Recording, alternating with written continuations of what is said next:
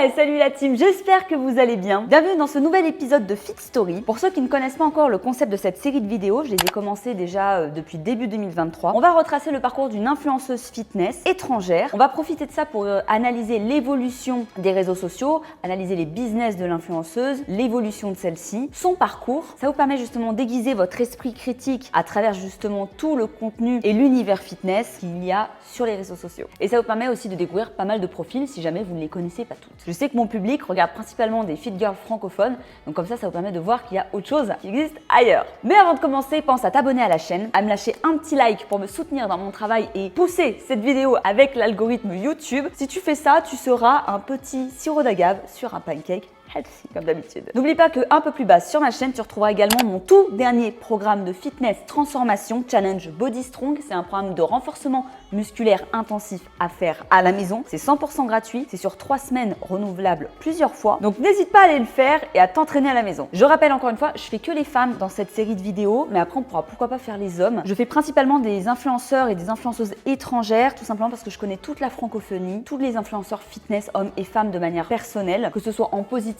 ou en très négatif. Et pour des raisons d'objectivité et de sincérité, on va rester sur principalement les profils étrangers. Merci de votre compréhension. Et aujourd'hui, on va s'attaquer au dossier Chloé Ting. Et j'avais hâte, je vous avoue, d'écrire cet épisode et de vous le tourner parce que c'est une personne qui m'a particulièrement intriguée, dont je connaissais très peu le travail. J'avais ce côté juste de l'image de la fit girl un peu de manga, hyper sexy. Et j'ai découvert pas mal de trucs en vous faisant cette petite story. Alors, qui se cache derrière l'influenceuse aux 26 millions d'abonnés? On va découvrir tout ça ensemble. C'est parti. Alors, Chloé, elle naît à Brunei. C'est un état de l'île de Bornéo. Le territoire du pays est coupé en deux parties. C'est cerné par la Malaisie et la mer de Chine. Elle est née, écoutez bien, le 8 avril 1986. La meuf a 37 ans. J'étais choquée. Je dirais vraiment pas qu'elle a 37 ans. J'ai l'impression qu'elle a éternellement, justement, avec cette image de manga, genre 20-25 ans, tu vois. On dirait qu'elle est tout droit sortie d'un film d'animation japonais. Dites-moi d'ailleurs dans les commentaires, pour ceux et celles qui suivent déjà Chloé Ting depuis un petit moment, si vous saviez quel âge elle avait. Donc elle est née à Brunei. Je suis désolée si c'est pas la bonne prononciation, c'est en mode français. Mais elle a plus tard déménagé dans l'adolescence à Melbourne, en Australie, avec sa famille. Lorsqu'elle était, je crois que c'était juste après sa période du lycée. Elle a 2 frères et une partie de sa famille vit encore dans son pays d'origine. À l'âge de 25 ans, en 2011, elle travaille comme statisticienne en Australie. Elle a étudié les statistiques d'entreprise et a obtenu 3 diplômes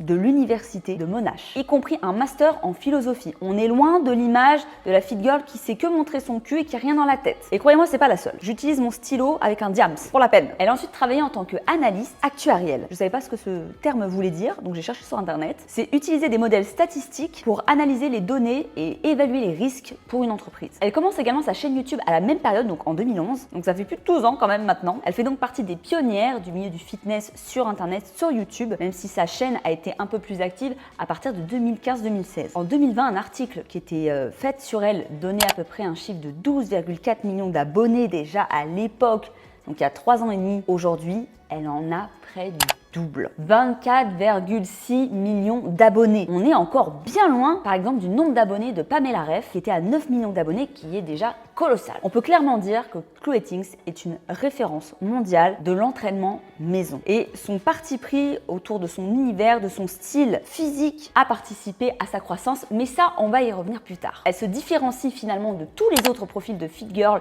assez blondes, poupée à l'américaine qu'on a l'habitude de voir sur les réseaux. Même si physiquement, on va dire qu'elle est totalement dans le standard. On va dire que c'est surtout principalement son visage. Le marché de la musculation et du fitness est colossal en Asie. Et lorsqu'on a une jeune femme qui s'exprime en anglais, qui va toucher justement tous les pays qui parlent anglais et qui a également un profil asiatique, elle va toucher du coup des milliards de personnes. Et ce, aux 4 coins du monde. Sa plus ancienne vidéo date d'il y a à peu près 7 ans. Je vais principalement vous parler de YouTube parce que c'est son plus gros réseau. Elle est également présente un petit peu sur Insta, un peu sur TikTok avec une grosse fanbase, mais c'est surtout sur YouTube. C'est une youtubeuse avant tout, Chloé Ting. Lorsqu'elle a commencé à créer son contenu, il y a de ça donc 7 ans, elle était plutôt sur des formats, on va dire, lifestyle. C'était plutôt orienté à ses modes, elle montrait ses looks, elle faisait des vlogs de voyage. Et ça n'est que 1 an après qu'en fait elle a commencé à sortir 1 à 2 vidéos de temps en temps d'entraînement maison, ce qui a énormément plu. Et on la voit longtemps alterner ce style de vidéo-là dans ses premières années de YouTube. Elle se cherche encore un peu en 2016-2017 entre la croissance et l'intérêt de plus en plus grandissant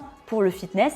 et son contenu de base qui était assez lifestyle. Il faut vous rappeler qu'en 2016, c'est une période où c'était l'effervescence du fitness de manière mondiale. C'est arrivé un peu plus tardivement en France, vers 2017-2018. En 2016, on avait déjà Thibaut InShape qui explosait en France à cette époque. Et à l'étranger, c'est là qu'en fait, on a eu toutes les grosses chaînes qui sont aujourd'hui les plus connues pour l'entraînement maison qui se sont développées. On en fera d'autres, des contenus de fitness orientés sur des youtubeuses des tout débuts qui ont été les pionnières dans ce style-là. Il y a certaines youtubeuses, un peu comme Chloé Tinks, qui avaient un contenu très lifestyle, make-up, etc., qui se sont rendues compte en fait de l'intérêt grandissant du fitness. C'était pas leur branche d'origine et elles se sont progressivement reconverties là-dedans, là où il y avait une brèche, un trou, une opportunité. Et peut-être qu'elles étaient aussi déjà passionnées de sport à côté, mais que c'était pas le cœur de leur contenu. Pour basculer progressivement dans des chaînes 100% dédiées à ça. Il faut aussi comprendre que le lifestyle et le fitness en Australie, c'est ultra développé là-bas. C'est un peu le même style qu'à Miami, Los Angeles, ce qui a dû favoriser aussi un petit peu le contenu de Chloé à tendre vers le fitness. C'est un sujet qu'on a beaucoup plus développé dans la vidéo de Tammy Mbro, qui est une influenceuse fitness muscu, on va dire muscu australienne, fit mama très sexy. Donc elle représente vraiment bien le profil de beaucoup d'influenceuses australiennes, très pulpeuses, très à l'américaine, très kardashianisée, là je sais pas comment on dit, kardashianisée. Il y a un terme maintenant apparemment. Elle devient rapidement une des stars de la plateforme avec des cours appelés Flat Tummy. C'est des exercices qui vont venir aplatir le ventre, travailler le ventre plat et qui comptabilisent des centaines de millions de vues. Je suis allée voir la plus connue de sa chaîne qui a explosé parce qu'elle a été postée pendant le confinement. Elle fait, tenez-vous bien, 500 millions de vues. Je sais pas si vous vous rendez compte. Elle explose tout pendant le confinement. Elle a doublé son nombre d'abonnés, on l'a vu, elle a fait ses plus grosses performances comme énormément d'influenceurs fitness pendant cette période. Elle a énormément développé son contenu qui a explosé de 2 Week Shared, qui consiste à partager ses progrès sur des challenges de 2 semaines. En tout cas, c'est ce que promet Chloé dans ses entraînements ou à travers ses challenges extrêmement courts. C'est comment avoir des abdominaux en n'a rien de temps. Donc le rêve parfait au niveau marketing sur YouTube, niveau vendage de rêve, on est level 100. Ça, c'est pour le coup quelque chose que personnellement, j'apprécie pas trop dans énormément de chaînes fitness.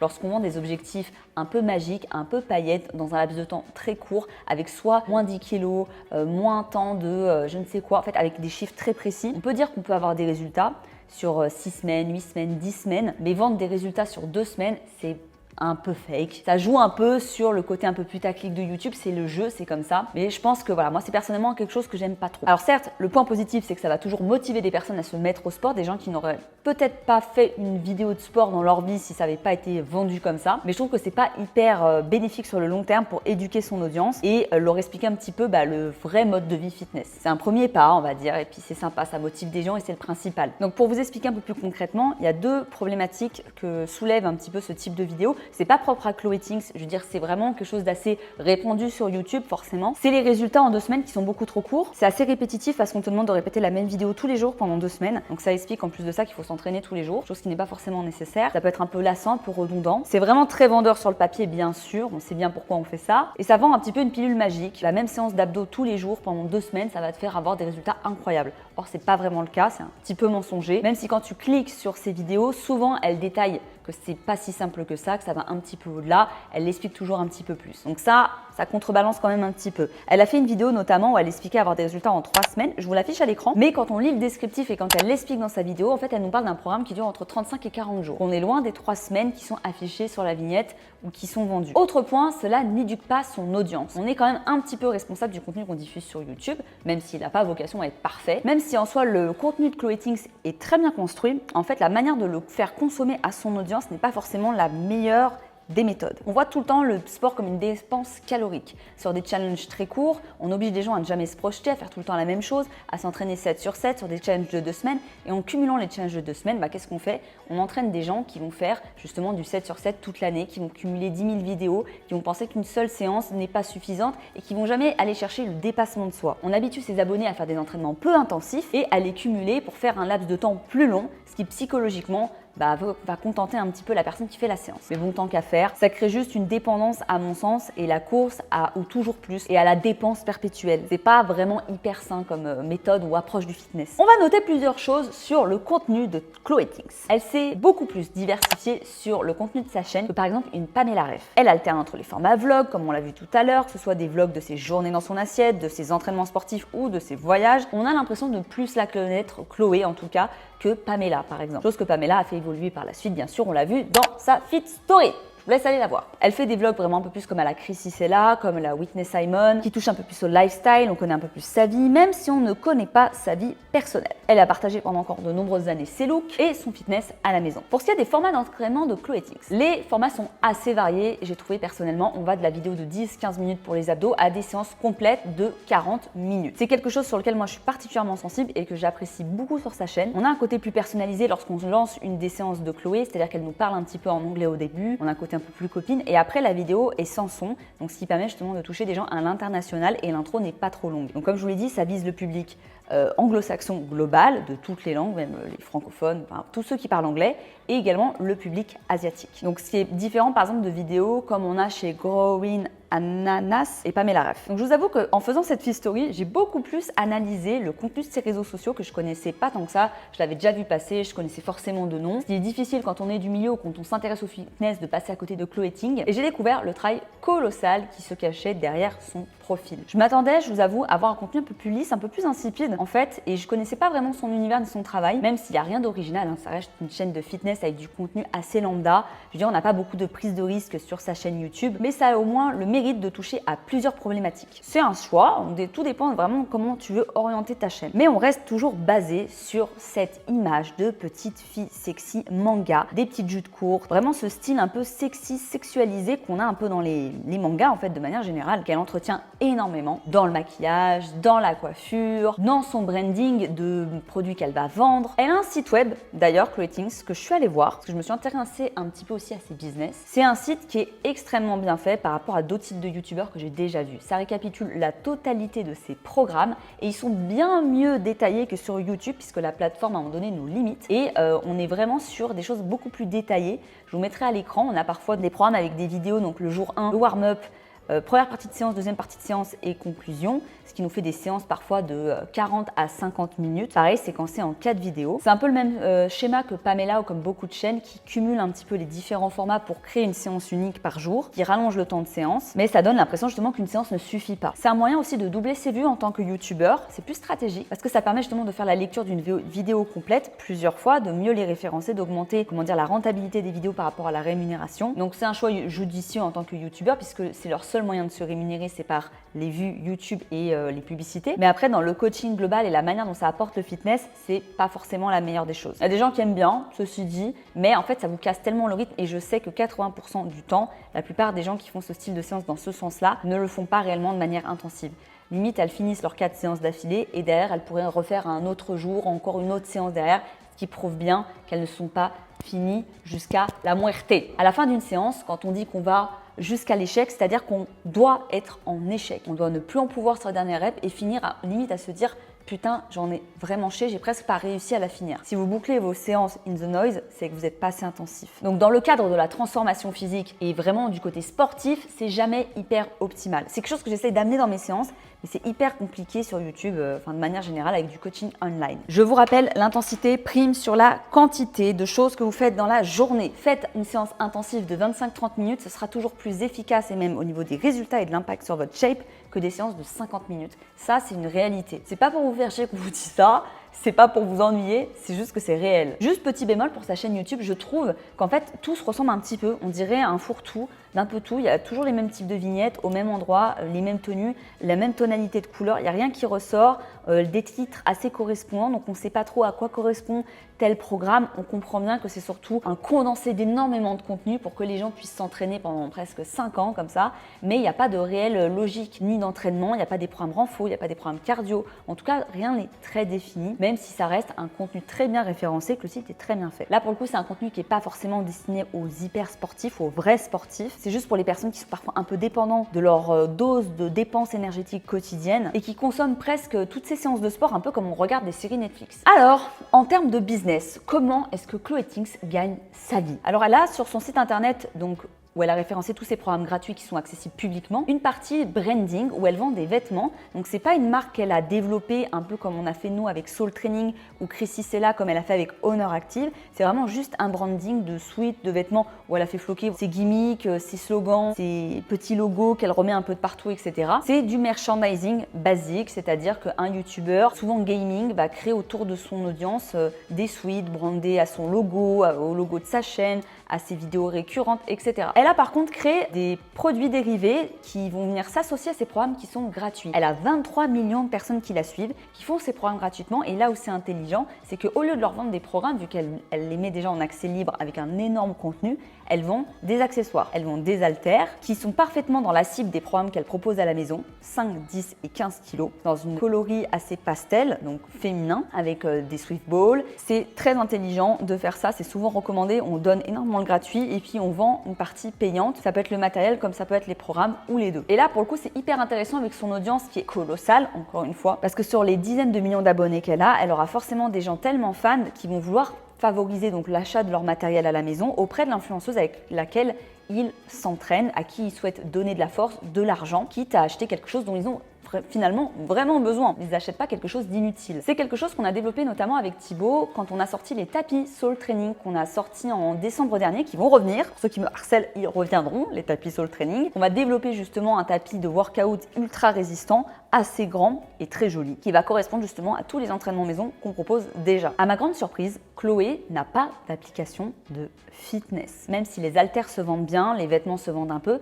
ça reste quand même des produits physiques. C'est des choses sur lesquelles il y a beaucoup moins de marge, où les prix d'envoi souvent pour les haltères sont assez importants. Même si elle a 23 millions d'abonnés, je me suis dit, c'est peut-être pas ça, sa principale source de revenus. Ça me paraît bizarre qu'elle vende rien de dématérialisé avec une audience aussi importante sur Internet. Et je peux vous dire que j'ai cherché son appli de fitness, et ben il n'y en avait pas. Et j'ai trouvé ça particulièrement étonnant. Je vous avoue que c'est la première fois que je vois ça. Donc j'ai creusé un petit peu plus. Avec ce niveau de célébrité, c'est très étonnant qu'il n'y ait pas de placement de produits, pas de pub, enfin... Elle a son sponsor Gymshark qui est associé à son image. Elle a son e-shop, elle doit avoir des partenaires à côté, etc. Mais je veux dire, c'est vraiment très léger. Ça se voit presque pas, c'est presque un peu caché. Et là, je suis tombée sur quelque chose de très intéressant. Figurez-vous, nul autre que sur sa propre chaîne YouTube. Et il est là, son business, il est là, tout en haut. Non pas sur un site de vente, elle a sur sa chaîne YouTube l'onglet qui existe déjà depuis un petit moment, abonnement VIP. Je vous le mettrai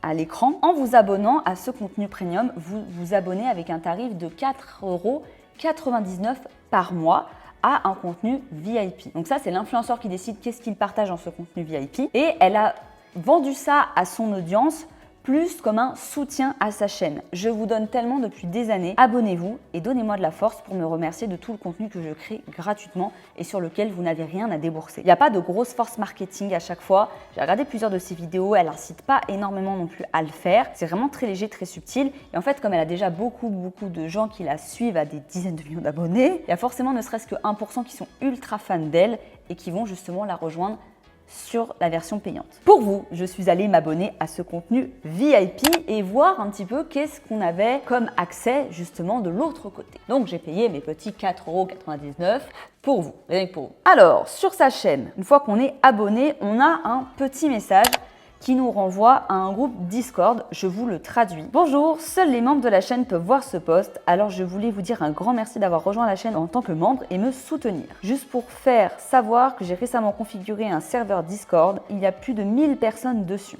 Donc ça, c'était il y a 3 ans, lorsqu'elle l'a lancé. C'est un bon endroit pour discuter avec d'autres personnes faisant le même programme, partageant des photos avant-après, ou discuter de tout et savoir quand je diffuse. J'ai également configuré un rôle de membre pour vous. Vous allez pouvoir envoyer un DM. Il sera défini à machin et il vous définira votre rôle de membre afin que vous puissiez accéder à un chat réservé aux membres VIP. Allez-y, rejoignez l'invitation. Donc on rejoint un serveur Discord pour avoir un contact privilégié avec les autres membres de la communauté autre que YouTube sous chaque vidéo pour se motiver. Donc c'est hyper bien pour l'effet justement communautaire et on a un lien un peu plus direct avec cette influenceuse qu'on apprécie ou qu'on idolâtre tant. À l'heure actuelle, il y a plus de 1000 membres, dont actuellement au moment où je me suis connectée, 3260 qui sont actifs, qui discutent entre eux sur le chat. C'est vraiment énorme. Mais si on prend au prorata de ses abonnés mondiaux, donc 24,6 millions, ça paraît peu, mais c'est quand même énorme. 100 000 personnes qui s'abonnent uniquement pour le soutien sans avoir d'autres contenus additionnels, c'est vraiment très beau, moi je trouve. Donc imaginons qu'on enlève 20% de membres qui se sont peut-être arrêtés, qui ont enlevé leur abonnement, sachant qu'en plus de ça, moi je trouve ça très beau dans le sens où c'est pas forcé. Genre c'est pas, elle ment pas, elle promouvoit pas de quelque chose d'exceptionnel comme certains influenceurs de télé-réalité qui vous vendent des trucs sur leur Discord bizarre là. Donc imaginons qu'on enlève 20%, on va se dire c'est des gens qui se sont désabonnés en cours de route, qui n'est pas réellement ce chiffre de 100 000 actifs, de gens encore en train de faire valider leur abonnement. Ça nous fait une moyenne de 85 000 abonnés à 4,99 €. Ça nous fait une moyenne donc par mois de 424 553 €, soit environ sur une année, imaginons que sa meilleure année, elle ait fait 5 millions d'euros. Il est là, le business de Chloé Tinks. C'est vraiment très intéressant comme business model. Je vous avoue que c'est la première fois que je le vois et notamment sur un compte aussi gros. Finalement, c'est pour ça qu'elle n'a pas développé plus que ça une application de fitness. Pourquoi se faire chier finalement quand on a des abonnements de gens qui sont là juste pour nous remercier de notre travail gratuit sans avoir besoin de créer du contenu perpétuel comme nous on le fait par exemple dans Fit Fight Forever. C'est uniquement le côté participatif et communautaire qui est mis en avant. Et avec 23 millions d'abonnés, elle a de quoi voir venir, bien sûr, même s'il y a des personnes qui se lassent, qui à un moment donné n'ont plus le budget, etc. Sur 23 millions d'abonnés, eh ben bravo Chloé. Mais ces 23 millions d'abonnés, c'est aujourd'hui, ça fait 10 ans que la meuf, elle fait ça. Elle n'avait pas forcément les mêmes revenus lorsqu'elle a commencé sa chaîne. Et en fait, c'est le remerciement de plus de 10 ans d'investissement qui se traduit aujourd'hui par la fidélité et le soutien de la communauté. Au bout de 10 ans de gratuité, la communauté la remercie. Pour ce qui est de la vie personnelle de Chloé, elle en dit très peu. Je vous avoue que j'ai pas trouvé énormément d'informations non plus. À part qu'elle a eu un petit ami jusqu'en 2019 qui s'appelait Adrian, mais je crois qu'elle semble célibataire depuis 2021. Adrian a fait plusieurs apparitions dans certaines de ses vidéos vlogs. Ils avaient l'habitude de publier des contenus ensemble sur les réseaux sociaux, sur Instagram, etc. Lui un peu plus sur son compte à lui. Donc l'ex de Chloé l'a énormément soutenu dans sa carrière. Il l'a beaucoup aidé aussi en tournant ses vidéos et pendant qu'ils étaient ensemble à les monter. Elle explique qu'encore aujourd'hui, il l'aide beaucoup à la création de contenu, qu'il est toujours actif auprès d'elle, qui l'aide à tourner les vidéos, mais que désormais c'est elle qui les monte. Elle expliquait aussi que toutes les incroyables photos qu'elle avait d'elle pour les réseaux, pour les vignettes, tous les contenus incroyables qu'elle tournait, c'était justement grâce à lui. Et souvent, vous verrez, j'aime beaucoup ce stylo aujourd'hui dans cette vidéo, qu'il y a beaucoup de mecs dans l'ombre de beaucoup de grosses influenceuses. Ils sont soit vidéastes, soit photographes, soit ils gèrent la compta un petit peu des business, etc., l'administratif. Mais bon, on va pas trop parler de sa vie amoureuse, puisque finalement, c'est pas ce qu'elle met le plus en avant sur ses réseaux, c'est pas pour ça qu'on la connaît, contrairement à d'autres vidéos de d'autres youtubeurs et youtubeuses qu'on a fait, comme par exemple Michelle Lewin ou Temi Ambro, qui parlent énormément, qui mettent énormément en avant leur relation. Après, travailler en couple, c'est pas une mince affaire, surtout quand il y en a un des deux qui est dans la lumière, l'autre qui est dans l'ombre. Tous les couples ne trouvent pas forcément cet équilibre et parfois ça peut justement en briser plus d'un. Certains y arrivent très bien, d'autres construisent des empires ensemble et d'autres se séparent. Qu'est-ce que c'est que ces bruits? Elle est dégueulasse, tu peux la mettre dehors. Ah, arrête Attention. Arrête. Comment finalement expliquer le succès incroyable de Chloé Tinks? Parce qu'on n'arrive pas à 23 millions d'abonnés par hasard. Voici plusieurs pistes pour conclure cette vidéo. Être parmi les pionnières, car elles étaient peu à l'époque, au tout début des chaînes de fitness. Et surtout avec l'avènement du confinement, où désormais en fait il y a des centaines de chaînes, là où avant il n'y en avait qu'une dizaine dans le monde entier. Chloé a commencé il y a plus de 12 ans et elle a su être parmi les pionnières du style d'entraînement workout à la maison. C'est un profil international. Elle parle anglais, elle a un profil japonisant qui va toucher un public extrêmement large. Là où par exemple un profil d'une personne espagnole ou une française, si elle parle dans sa langue maternelle, elle va toucher quoi? Que les francophones ou que les pays qui parlent un petit peu espagnol et encore. Il y a une part de chance, toujours aussi, donc derrière chaque succès du net, c'est être là au bon endroit, au bon moment. Il faut absolument tout faire pour exploiter sa propre chance. Elle entretient à 37 ans ce personnage de petite jeune fille manga sexy, hyper cute, hyper mignonne, qui intrigue, qui fascine et qui dénote encore une fois de toutes ses concurrentes internationales. Faire de nos particularités des forces et parfois se créer un petit peu un personnage. Elle utilise à la fois les codes américains, elle a un profil on va dire très standardisé et c'est vraiment comme je vous l'ai dit, c'est son visage qui vient faire la différence. Des contenus réguliers et qualitatifs. Le travail paye bien sûr, même s'il y a de la chance, même s'il y a des circonstances qui tournent en faveur d'une personne, il n'en reste pas moins que Chloé donne tout depuis 10 ans. Elle aime ce qu'elle fait et ça marche. Notamment avec tout le contenu qu'elle a donné comme beaucoup d'influenceurs fitness pendant le confinement. Aujourd'hui, c'est acquis, mais sachez que ça a été une période difficile pour tous les créateurs de contenu fitness qui devaient donner énormément avec un volume de contenu très élevé. Créer du contenu que les abonnés désirent, qui flatte et qui plaît à l'audience. Même si c'est pas le plus productif, on sait que ça marche. C'est ce que le consommateur consommateur moyen de fitness attend et c'est ce que Chloé fournit. On aura encore vu aujourd'hui un profil différent, amené d'une manière différente. J'espère vraiment que cet épisode vous aura intéressé autant que moi. Vous retrouvez toutes les autres vidéos justement dans la playlist Fit Story. Merci encore de regarder cette vidéo. C'est un format que j'avais peur de lancer sur ma chaîne. Vous avez été au rendez-vous. À chaque fois, vos retours sont incroyables. J'adore vous lire, donc n'hésitez pas à me dire ce que vous avez pensé de cet épisode et si vous connaissiez Chloé Things. On se retrouve très bientôt pour une prochaine vidéo Fit Story et à la semaine prochaine pour une vidéo fitness sur la chaîne. Ciao, ciao! Et pense à t'abonner. Ciao!